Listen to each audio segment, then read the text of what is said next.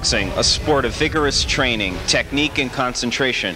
And for Wallingford Sean Malone, the story's no different.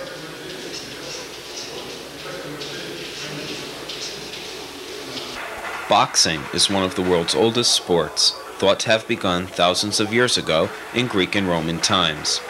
Boxing has enjoyed great popularity in the United States, with names like Jack Dempsey, Joe Louis, Mickey Walker, Rocky Graziano, and of course Muhammad Ali.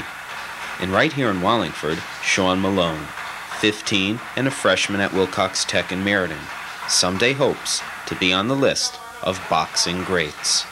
Boxing came into my life from my father because he asked me one day if I wanted to try it out, and so I said, yeah, I'll try it out. And, you know, he just thought that I'd maybe just try it just to protect myself on the streets, and you know, and I guess it came out this way. You know, I got a few titles under my belt and everything now. So.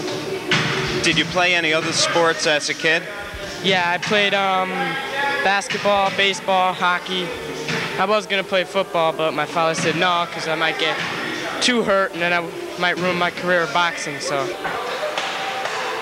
What does your workout consist of, and do you train every day? Yeah, I train every day, and I work the bags and speed bags, mostly jumping rope, getting my body in shape. So when I get hit to the body, I won't feel it as much, you know. Are there any particular exercises that you do, warm-ups? Well, when I warm up, I just shadow box and just to loosen up and break a little sweat. So if I spar or something, I won't pull a muscle. As with most boxing athletes, a strict training regimen must be followed. This includes making many sacrifices. Parties, girls, you know, all them certain kind of things. How do you hold out? It's very tough. But I handle it though, because after fights there's usually something around that I can do, you know, because I take a break. Sean's trainer, Ray Corso, acknowledged that a boxer's training schedule can be rough, but indicated that Sean has what it takes to succeed. He's showing me that he can be a complete fighter. He has good movement. He throws proper punches. Right now he's going to be he's 16 now. He's going to start fighting in the open class. So he's going to be giving away some maturity. He's going to be boxing 19, 20, 21-year-old men. So right now we're going to go with the hand speed and the development of foot speed more and more to be able to contract the giving away of, let's say, maturity, and then put him slowly, hopefully 16, 17, 18 years old, he puts on his own muscle, and he'll be able to handle those guys really well. But he's a complete fighter, very good fighter. As his trainer, where do you hope to see him 5 to 10 years from now? 5 to 10 years from now, as far as a boxing trainer goes, I can possibly see him 130-pound, maybe junior lightweight or a full-fledged lightweight. And if he wants it, he certainly has the potential. There's no doubt about that. To date, Sean has experienced a great deal of success in his division, with championships on the state and regional levels. I've won the states 2 times, 2 years in a row, and regional champion. And I went to the the quarterfinals in the nationals. So. Do you have any idols? Yeah, my favorite idol is Sugar Ray Leonard, because one night I was watching television, my father put the fights on, and he was fighting, you know, because he had a lot of class, and he made me want to fight because the way he moved around the ring, and I wanted to try it too, so. With gloves in hand, persistence, and sights always set on winning, Sean Malone may one day have that chance to be the professional boxer he dreams of being. For WPL's Crossings, I'm John POPOLIZIO.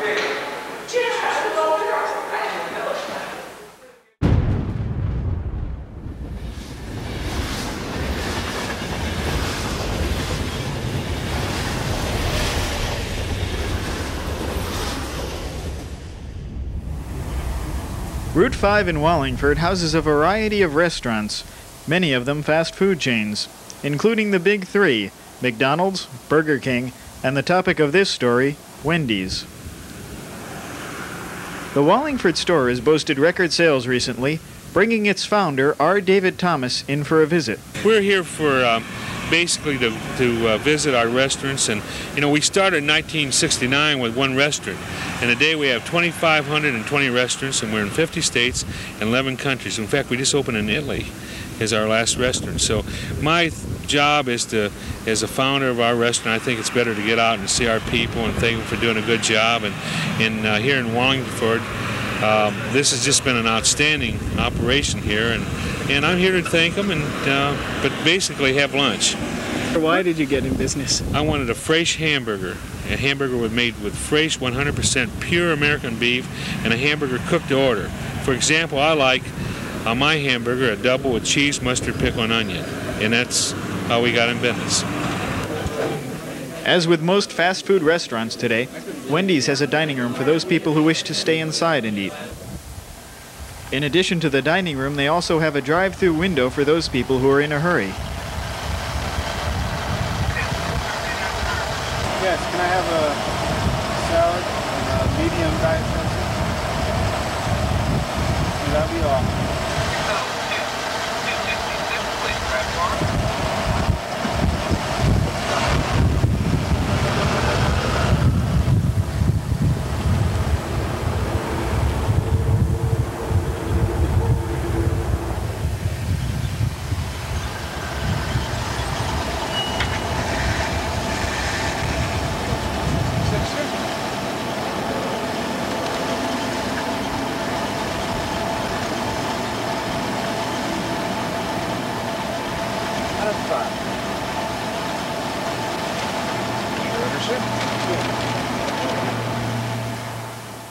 Today, salad bars are beginning to break onto the fast food scene.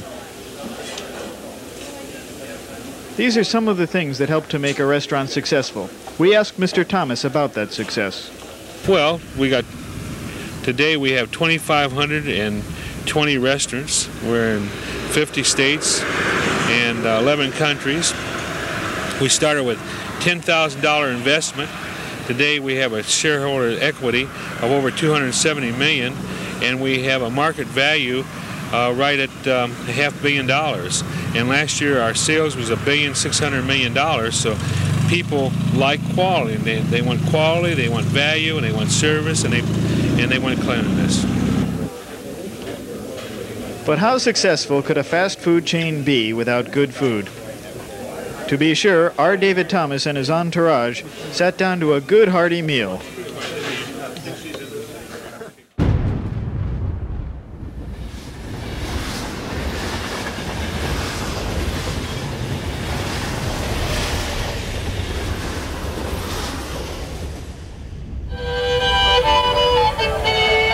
We're here at the 10th annual New England Fiddle Contest. This event attracts people from all over the Northeast. The contestants in this competition range from highly seasoned veterans to first-year participants. Warm-ups and preparation are essential to the success of each performance. Picnics and barbecue are the order of the day, and there is no lack of thirst quenchers. But it is the excitement of the music, the fiddling, that brings this crowd here today. Peace Train, sponsor of the festival, says there are literally thousands of people in attendance. They say their goals will be reached and promise an equally impressive show next year. On a smaller scale, but no less impressive, is an event being held to the south of Hartford on this same sunny Sunday. We're here at the Country Jamboree in Wallingford at SILVERSMITH Park. I'm here with a couple of friends, as you can see on one of the highlights of the Country Jamboree, the tractor here in the middle of the field. What's your name? Ricky. Ricky, what's your name, hon? Rhonda. And Rhonda. Ricky and Rhonda, they're part of the Country Jamboree here. Having a good time, kids? Yeah? We tried to get the reactions of some of the people attending the Jamboree today. Here's what they had to say. Renee, you having a good time today? Yeah. Yes, I am. Renee, you said before you didn't think you'd like it. What didn't you think you'd like? I don't know. I just didn't think, I didn't think the music would be good or anything. Is this your first time at a Country Jamboree? Yeah. I think it's nice, And you like the music now? Yeah. And you like all the people? Yeah, the people are nice. Hi, what do you like best about country music? Oh, I like it. I liked it for years and years. It sounds like an old man, but I've been listening for a good 30, 40 years of country music, and I love it very much. And I'm glad WSCI has got country music back on the air again. I really enjoy it. Who's your favorite country artist? Oh, I like them all.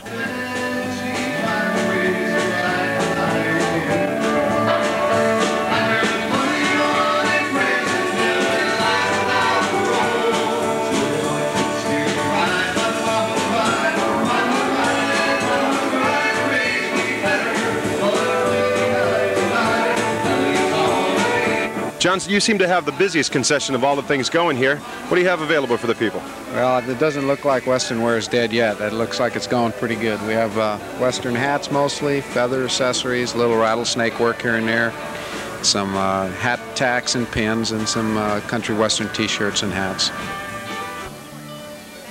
I spoke with Dick Ciccieri of the Country Comfort Cafe. Dick is the promoter of today's festival. We got 7 bands going off this afternoon, Dallas, between 12 and 9 o'clock tonight. Plus Bill Phillips out of Nashville. He'll be here around about 3 o'clock this afternoon. Continuous music, it seems to be here at the Country Jamboree. Yeah, it's going to go all day long. I think things like this that the people into country music look forward to, and I'm really happy to be part of the group that's putting it together. That's great, Dick. Everybody seems to be having a really good time. We certainly are. How about yourself? Well, we're having a good time. A little tired. We've been going since last night, and but I think it's worth it. It's definitely worth it. A lot of hard work. A lot of hard work, but the end result, it's a lot of fun. We enjoy it. That's great. Thanks, Dick. Thanks, Dallas. We'll see you later. In addition to the music, outfits, and marvelous weather, no traditional country festival would be complete without good home-cooked food. In this case, steamship round of beef and a whole roast pig. This is Ron Eckert. He's the chief chef here at the Country Jamboree. Ron, it seems to be that tradition at Country Jamboree is a pig roast. The traditional pig roast goes along with the music and the beer and the song and the women and the great food. How long did it take you to cook this pig? The pig took 12 hours. The steamship took 8. We've been here since 2 o'clock, and I think it looks pretty good for what we did. How big is that pig? That's 159 pounds. Cooked, it's 130. And how big is the steamship? Steamship's 78. Cooked, it's about 65. All right, now give it to Dad. Give it to Dad. There you go. Want to take that? Take that out, Dave. A variety of dance steps accompanied some great music. An old-fashioned jitterbug to a down-home Texas two-step. We got a chance to talk to some of the performers at the Country Jamboree, some local talent, as well as some guest celebrities. This is Al Fenoya. Al's one of the many performers here at the Country Jamboree. He's an area musician. Al, where are you from? East Haven. Al's from East Haven, and I understand you have a record out now? Yes, I do. So Close to Over. So Close to Over. That's the t-shirt, obviously. Yes. Al, what label is this on? It's on Rainbow Records. On Bill Phillips. Dallas. Asheville, North Carolina. I love that name, Dallas. Thank you. I really do. I think Dallas Cowboys has got away with it, and this is actually his name, folks. It really is his name. Well, and it's certainly good to be up in this part of the country with you, Dallas. Well, it's our pleasure to have you with us, Bill. Bill Phillips of Asheville, North Carolina. Lately of Nashville, Tennessee. Down to the Grand Ole Opry, and I noticed the Wallingford on Tap is getting to be probably one of the most popular shows up in this part of the country. You feature a lot of things happening in this area, and a lot of things happening from Nashville, too, because there's a lot now. The Nashville network is big, and it's growing every day, so we can add a lot to bring country music for the folks up here. By being with the Nashville Network. So it's good to be up in this part of the country. Well, thank you. It's a pleasure to have you with us. We understand you have a new album. Got a new album on CBS Records. There's a picture of George Jones on the back of it. No, that's me. That's our own Bill Phillips. I thought that was George, about half drunk there, but it's not. That's me, I guess. This is Honky Tonkin', right? This is called Honky Tonkin'. It's on CBS Records, and I thought we may mention it to the folks that might want to go out and run out and rush to the record stores and buy copies.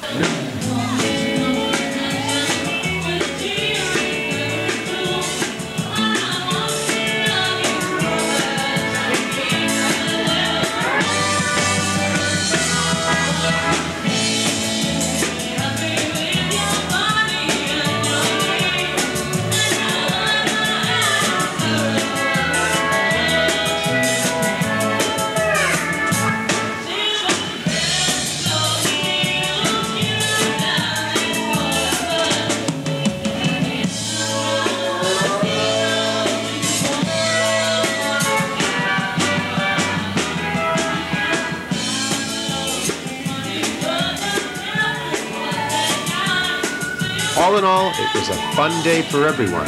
Good food, good music, and good times right down to the bone. You know, I like to do this.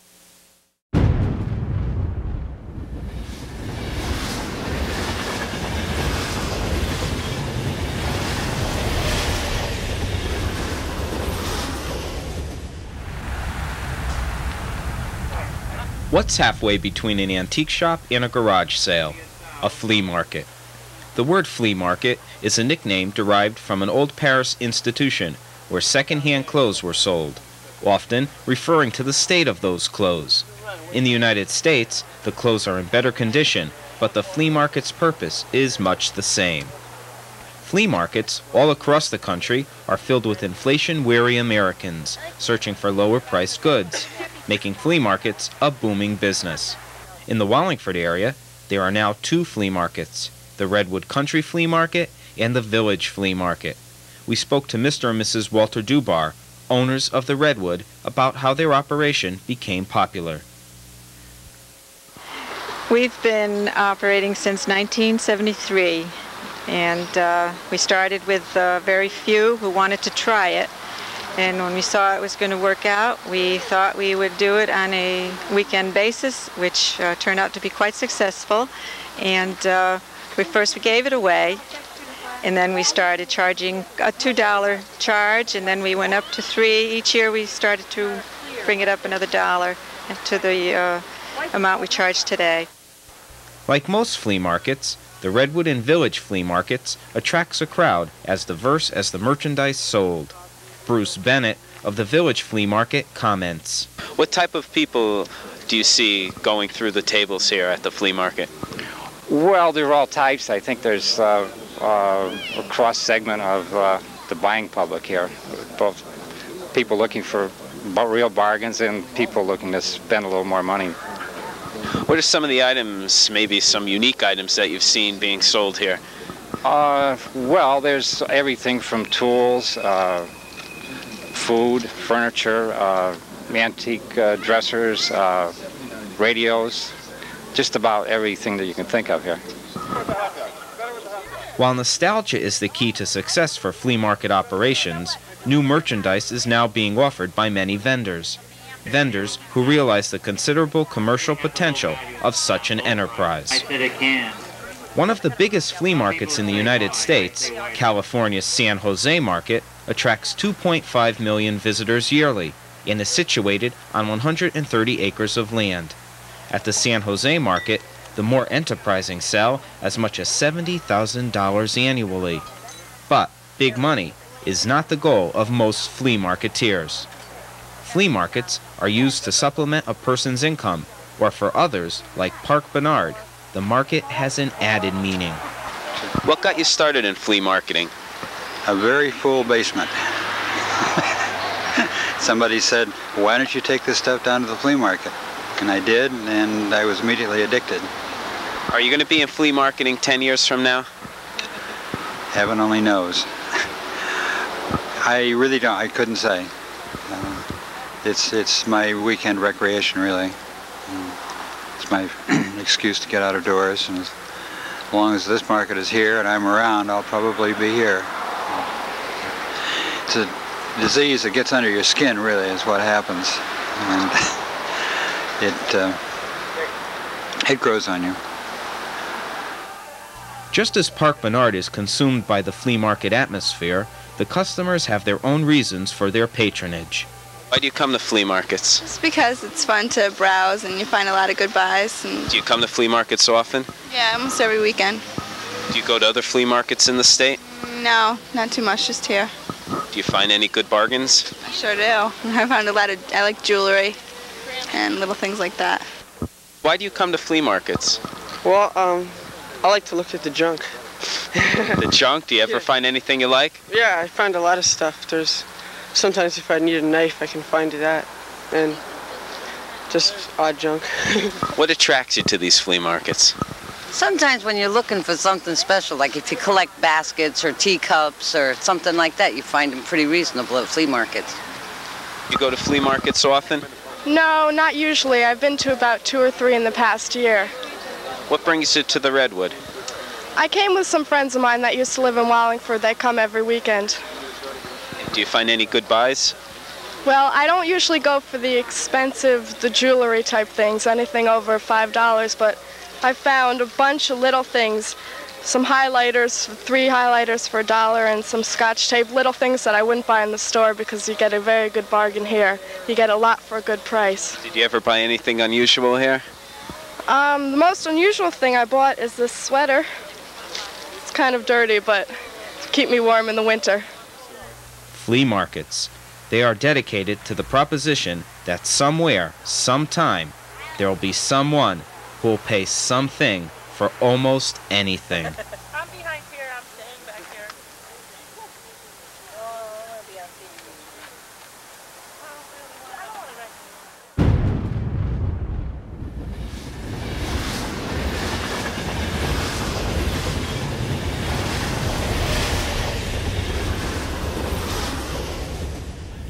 The third annual Meriden Air Show to benefit the police union featured many of the finest aerobatic performers around. Harry Shepard, as you see here in his Super Pinto jet, had the crowd on its feet, as did Rick Reynolds. Stunts like these require total concentration. I spoke with Rick and asked him what went through his mind as he was performing these stunts. Well, it's mainly concentrating on the maneuvers and being precise on the maneuvers. That's the objective, and then after you finish that maneuver, or just as you finish it, you think about the next maneuver, what you're going into, so that you can do it, and you flow into it real nice and smooth. So in other words, you don't write any songs up there? No, you don't write any songs. You're definitely, concentrating. Here we go, rolling and rolling and rolling, keeping that nose on the point as he goes. How does he stay oriented? Rolling and rolling and rolling. As if he hasn't had enough in that direction, now he'll stop it just after this sequence of rolls and start unwinding it back the other direction. Right now his eyeballs are coming back into correct flight and he's saying, oh, Radio-controlled airplanes also took to the scene. These planes can be controlled from up to 2 miles away in what's called out-of-sight transmission. But the most breathtaking of all the events this weekend were the skydivers. I had a chance to speak with their captain, Dave Strickland. What do you have to do to keep all the divers together and keep them in order? I feel like my father did when he had 10 kids all at the same time. Coordinating the jumps is the most important thing. This is an air show. Everything has to be done on time. That's the toughest part. Organizing the free fall formations. I don't know if you could see us today looking straight up, but we do free fall formations that involve different patterns, a circle, a star, or whatever. So those are all rehearsed on the ground. We call it dirt diving. It's kind of like the dry run or a dress rehearsal for a show. Coordinating all of that, the pilot, keeping in contact with the ground so that we get out at the right time. As you can see, we have jets flying today, aerobatic aircraft. We don't want them in the air at the same time with the skydivers. This is a pre-planned stunt. So we've got a lot of little details that have to be done. They're very, very important for safety and for the effectiveness of the show. How many shows do you do a year? We're doing 34 this year, which include a lot of small colleges, spring days, and about 5 or 6 major-sized air shows like this. We've got balloon festivals that we do. I also fly balloons, and we've done about 6 of those this year. We have 2 more coming up. These are the things that are getting our 1983 air show off to a start. Dave was the one who officially opened the air show with a stream of purple smoke and the American flag unfurled behind him. The American flag being parachuted in by Dave Strickland. The air show is underway. It's official. Skydiver Alan Williams described for us what it was like to jump from an airplane with only the aid of a parachute. To put it simply, it's beyond any of your wildest imaginations. It's a sensation like no other in any sport or in any event I've ever experienced. More simply, it feels more like a very firm cushion of air that once you get moving fast, it's so firm it's like laying on a waterbed. It's not all tipsy-turvy, loose like falling. Was your first jump a lot different than the jump you did today? Oh, much different. I've never been so scared in my life as I was in my first jump. And it's, of course, only natural. But once you gain some experience by going through the student progression and then on to working with experienced people, you lose the fear and it turns into not fear, but maybe anticipation, exhilaration. And just being able to conquer that much fear and control this much of an alien environment is really quite an experience. What different kinds of things do you have to really be careful for when you pack up a parachute? There's only one thing to watch for when you're packing your parachute, and that is to watch that you don't make any mistakes. It's very simple and routine, and you do the same thing every time, so it becomes habitual after a while. But you have the confidence of knowing you did it yourself, and you know in your heart you did each step right, so you have the confidence in your gear when you're in the air. Here is Alan doing one of the more difficult stunts, the canopy stack, where the divers stand in each other's parachutes as they come down. One way, they're getting plenty of separation. Look at that, he's going to kick his feet out of that other parachute. and land. Let's give them a nice big hand. They did a heck of a job. I also spoke to air show announcer Larry Rutt. How long have you been announcing air shows? Been announcing air shows for about the past 7 or 8 years in New York, Pennsylvania, up here in New England quite a bit. How many air shows would you say you do a year? This year we're doing 8 air shows because I'm doing a lot of flying with my civilian job that keeps me away from air shows. Got to earn a living. Doggone it, I hate to go to work for a living. This is much more fun. So you actually get on both sides of the microphone then? Yes, I do. In flying aerobatics and performing in competitive aerobatic events, and also very proudly wear these wings of a skydiver, I think it gives an air show announcer an edge in being able to describe the events more from what the competitor or the skydiver is experiencing. So I think the crowd is able to relate to it a little bit better. If you've done it yourself, it's a little bit easier to describe it to everybody. Okay, now there also must be a lot of coordination that goes on between you and the people in charge here so that you know all the events. How does that actually take place? Well, it's a very complex schedule, and it's a scheduling event that has to go off within a fixed period of time. As you know, we are regulated by the FAA in the events that we can do, and also when we can do them. The field is officially closed during an aerobatic event, so we've got to start the maneuvers on time, get everything flown on time so that they land on time and the field can open up once again. So it's an event that usually takes, I'd say 6 to 8 months of coordination to be able to put the whole schedule together so that everything flows very smoothly. The Meriden Air Show was an exciting event for the participants as well as the spectators, with both looking forward to next year's event.